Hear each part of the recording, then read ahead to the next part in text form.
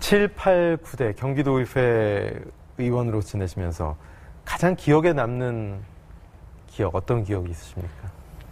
그거는 처음에 의회에 들어왔을 때. 네네. 생생합니다, 지금도. 생생합니다. 의사진행부 내려칠 때보다 더 생생하죠. 더 생생해요. 나름대로 처음에 보궐선거에 당선이 됐지 않습니까? 네.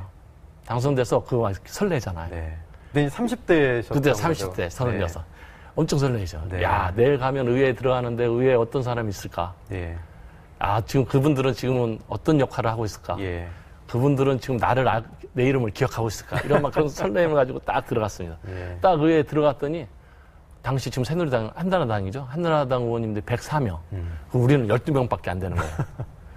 그래도 그거 숫자는 상관이 예. 없겠다 생각을 했는데, 이제는 원구성 합의하는 과정에, 그냥 새누리당이 우리가 원내대 교섭단체가 구성이 됐는데도 다 자기들이 하는 거예요. 그래서 그에 대한 항의를 했죠. 그래서 본회의장 문도 걸어 잠그고 한 일주일이요. 열흘이 넘게 저희가 그 본회의장 문을 점검하면서 합의를 하려고 찾았어요. 네. 협상을 하자. 우리가 요구하는 조건 받아달라. 우리가 요구하는 것이 무리한 게 아니었거든요. 부의장석, 원내교섭단체 기본적으로 주는 부의장석 한석하고, 그 다음에 상임위원회, 우리가 10% 정도, 12명 되니까 10개에서 하나 달라라는 거였어요. 아무런 것도 아니고, 그걸 두 가지를 달라고 했는데, 그거를 결국 안 주고, 그걸 어디서 통과시켰느냐? 대회실 있죠. 경기도에. 본회의장이 아닌 대회실에서 그걸 통과를 시켰습니다. 그때 제가 현수막을 들고 들어가서, 거기 선배님들 한마디 했죠. 선배님도 오늘 역사에 죄를 짓는 것입니다. 이런 다수의 횡포에 대해서 제가 잊지 않겠습니다 하고 현수막 들고 들어가서 막 하고 그때 삭발했던 기억. 그러면서 많이 울었어요. 네. 무슨 의회가 이러냐. 진짜 뭐라고 말하지만 XX 하지만 네. 진짜 이러냐. 민주주의에 대한 전당. 그 다음에 서로가 합의하고 그 다수의 원칙을 찾고 그렇게 하는 과정인데 이런 곳에서 어떻게 저렇게 다수의 횡포가 생길 수 있느냐라는 거에 대해 뜨거운 실망을 했습니다. 네. 그리고 그거에 대한 것을 바로 잡겠다라는 생각을 했고, 그래서 그 기억이 저에게는 아직도 생생을 해서 지난번 누리과정 예산을 저희 당도 역시 네. 대회의장에서 통과를 시키려고 했었습니다. 그렇지만 저는 그걸 결코 반대했습니다. 네. 본회의장 아닌 곳에서는 절대 통과해서는 안 된다. 왜냐, 당시에 제가 현수막을 들고 역사에 죄를 짓는 것이다. 분명히 말했기 때문에 저는 그 당사자였고, 그래서 저는 그걸 반대했습니다. 이번에 의장이 되면서 저는 우리 당 의원님들에게 그때 삭발했던 그 사진을 카톡방에 올리면서 향후 어떠한 일이 있어도 본회의장 외에서 표결행위는 하지 않겠다라는 것을 했습니다. 그래서 그때 기억이 가장 생생하고 앞으로 의회 운영하면서도 의회의 원칙을 지키고 그 민주주의의 기분을 수호하는 그런 민의의 전당으로 만들고 싶습니다. 그 사진 한 장이 굉장히 큰 메시지가 담긴 그런 사진이 아닌가 하는 생각이 듭니다. 거기에는 오늘 경기도의 민주주의는 죽었습니다. 라는 게 써져 있었습니다. 예. 정치하시다 보면 좀 슬럼프도 있고 난관과 시련도 있잖아요. 그럴 때마다 좀 의지하시는 분이라든가 정치적 멘토, 롤모델 이런 분 있으십니까? 저는 정당에 처음 가입을 한 게요. 노무현 대통령 탄핵 보고 가입을 했습니다. 네. 실질적으로 옛날 이회창 후보하고 노무현 대통령이 둘 분이 대통령 후보로 나왔을 때 실질적으로 저는 노무현 대통령을 찍을까 말까 하고 고민하고 있었어요. 네. 이회창 후보를 찍으면 안정적인 사회를 운영을 할 것 같고 노무현 대통령을 도와주자면 저분이 훌륭하시지만 그래도 저항이 많을 것이다. 사회적 혼란이 있을 것이다. 라는 생각을 그때 심고 갖고 있었습니다. 2002년 대선이었나요? 그렇죠. 예. 네, 그 생각을 갖고 있었습니다. 그런 과정에 이제는 정몽준 후보가 지지 처리하면서 기득권이 사회적 약자인, 어떻게 보면 노무현 대통령은 정치에서 사회적 약자로 생각을 했었거든요. 그러니까 우리 같은 서민이 대통령이 되고자 하는 것을 기득권이 막고 있구나라는 생각을 하면서 당시 노무현 대통령을 찍어야겠다는 생각을 하고 주변의 많은 사람들에게 노무현 대통령을 지지해 주십시오 하고 얘기를 했습니다. 그랬다가 그때 탄핵이 되면서 제가 많이 또 울었어요. 야, 이건 진짜 너무하다. 자주 우시네요. 네. 진짜 그때 막 눈물이 났어요. 네. 정말 눈물이 났어요. 그걸 보면서 저는 그때 이제 정당에 가입했어요. 그때 열린우리당에. 그냥 그게 제가 정치 인생이 이제 처음 시작을 했던 거고요. 저는 그분이 참 되게 소탈하고 또 서민적이고 또 국민을 바라보는 시각, 또 행정에 대한 일을 하는 것이 누구 선에서 누구에 더 중점을 뒀느냐. 그거를 봤을 때 그분은 모든 일을 국민에게 두었습니다. 저도 그런 정치인이 되고 싶습니다. 어떤 것을 실행을 하더라도 우리 도민들, 의장으로서 어떤 일을 시행할 때 우리 도민들을 먼저 생각하고 그분들을 위해서 그분들하고 소통할 수 있는 그런 의장이 되고 싶습니다. 그래서 소탈하고 또 평범하면서 또 정확하게 문제점을 지적하고 그 문제점을 풀어가는 그런 그 노무현 대통령 같은 그런 카리스마 있는 리더십도 보이고 그런 분 닮고 싶습니다. 네. 닮고 싶습니다. 근데 제가 그만한 능력은 지금 생각해봐도 예. 아직 멀었다고 생각합니다. 소탈한 면 그리고 이 국민들 생각하는 그 뜨겁고 따뜻한 마음 이런 거는 비슷하신 것 같은데. 그거는 좀 비슷한. 예. 그렇지만 그분처럼 지식적인 부분이나 이런 것도 앞으로는 제가 더 갖춰야 될 예. 것이라 생각하고 있습니다. 후반기 도민들을 위해서 어떤 사업들이 기다리고 있는지 어떤 의사 일정들이 기다리고 있는지 궁금하거든요. 도의회 후반기 일정은 어떻습니까? 앞으로 8월 26일부터 이제 예. 본격적으로 이제는 의회가 시작이 됩니다. 이제 12월 말까지 이제 하는데 이제 앞으로 업무 보고 그다음에 행정사무감사 그다음 예산 심사가 네, 있습니다. 제일 중요하잖아요. 제일 중요한 거예요. 예산 심사가 있습니다. 예. 이 세 가지를 보다 잘 처리가 될 수 있도록 하고 또 도민들이 걱정하지 않게끔 그걸 다투는 모습 보이지 않고 또 법정 기한 내에 예. 이 예산 심의까지 모두 확정하고자 하는 그런 계획을 가지고 있습니다.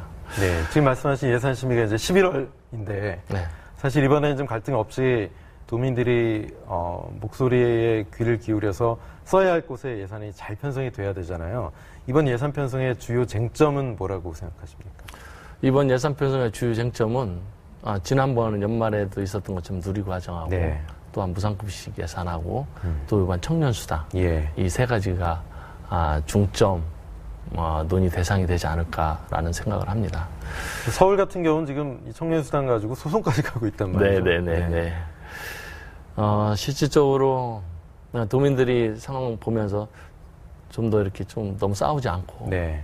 잘 예산이 처리가 되고 또 합의하고 협치하는 모습을 바란다 이렇게 생각하고 있습니다. 저도 이 문제를 서울처럼 그런 소송이나 이런 게 가지 않고 예. 또 성남처럼 너무 대립하거나 또 강제로 집행하는 것이 아닌 여야 또 집행부와 또 우리 경기도의회와 잘 합점을 찾아서 원만하게 도민들의 삶의 질을 높이는 데 적극적으로 반영될 수 있도록 노력하겠습니다. 예. 2년간 그렇게 열심히 경기도의회만 보고 가시면 이제 의장직을 마무리 짓고 임기를 내려놓으실 때 어떤 의장으로 동료들에게 또 최연소 의장이지만 정결 의장 참 잘했다 이런 평가도 받고 싶으실 텐데 어떤 의장으로 기억되고 싶으세요? 저는 이번에 의장 선거에 출마하면서 그 수락 연설이나 아니면 연설문에 정치는 지금 세대를 위한 것이 아닌 다음 세대를 위해서 해야 한다라고 얘기를 했습니다. 저는 제가 지금 9대 후반기 의장직을 맡으면서요. 다음 10대, 11대에는 보다 더 나은 의회를 만들고 싶습니다. 저는 직접적으로 참여를 하지 않지만 10대에서는 제가 9대에 쌓아놓은 그런 업적이나 그런 원칙, 기본을 지키면서 예. 10대 의회를 이끌어 주시고 또 11대에서는 10대에서 그 또 제가 한 거를 더 보다 발전시킨 10대 의회의 기본과 원칙을 더 발전시키는 그런 계기의 가장 기초적인 원칙과 질서 이런 부분을 지키고 소신껏 열심히 일했다. 그리고 그런 거창한 또 표현도 좋겠지만 그냥 잘했다. 예. 저 친구 정말 멋지게 열심히 했다. 이런 평가를 받는 의장이 되고 싶습니다. 이 도의회 의장님이 나오셨으니까 경기도가 상당히 크잖아요. 네. 그래도 뭐 곳곳에 다 가보시진 못하셨겠지만 우리 경기도 1,300만 도민들이 사는 경기도만의 매력 있다면 경기도의 매력 어떤 게 있을까요? 우리 경기도는 실제로 서울을 가지고 있죠. 네. 그리고 실제로 이 경기도가 서울 품고 있으니까요. 삼국시대에서는 요충지였어요. 네. 이 경기도, 서울, 그냥 경기도 일대를 점령한 국가가 그 시대를 주름을 잡았습니다. 그 정도로 정치, 경제, 사회, 문화, 역사에 정말 대단합니다. 또한 우리 경기도는 세계 평화를 상징하는 DMZ도 있어요. 그리고 또 거기가 천연 보호구역이죠.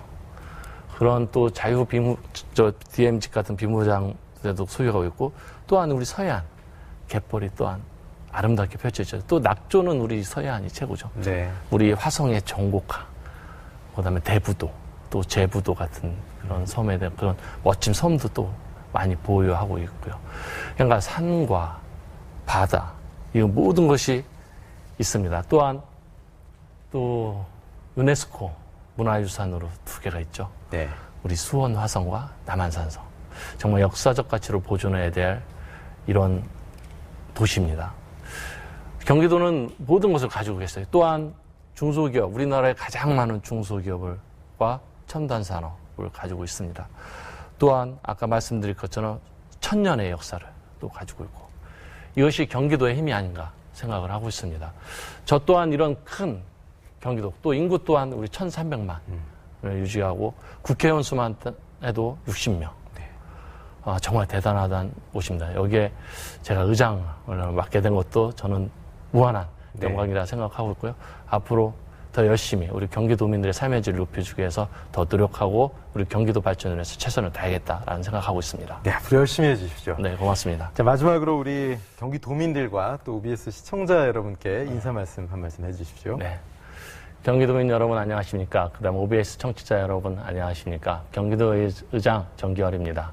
저는 이번에 경기도의회를 이끌면서 5가지 시대적 가치를 제시했습니다. 자치와 분권, 연정, 경제, 민주화, 문화, 예술, 평화 등 5가지 시대적 가치를 제시했는데요.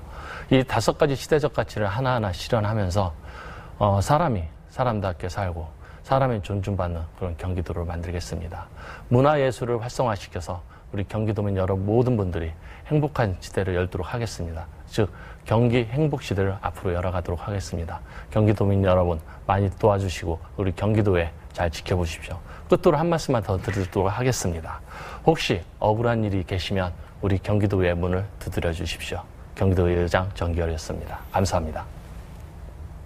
네, 경기도의회 정기열 의장과 말씀 나눴습니다. 의장님 고맙습니다. 감사합니다. 기록적인 폭염과 열대의 야로 건강 해치신 분들 많으실 것 같습니다. 이럴 때는 고구마, 또 미나리, 땅콩 같은 음식이 여름철 면역력 향상에 좋다고 하고요. 또 따뜻한 한방차 드시는 것도 도움이 된다고 합니다. 아무쪼록 건강 잘 챙기시 바랍니다. OBS 초대석 마칩니다. 고맙습니다.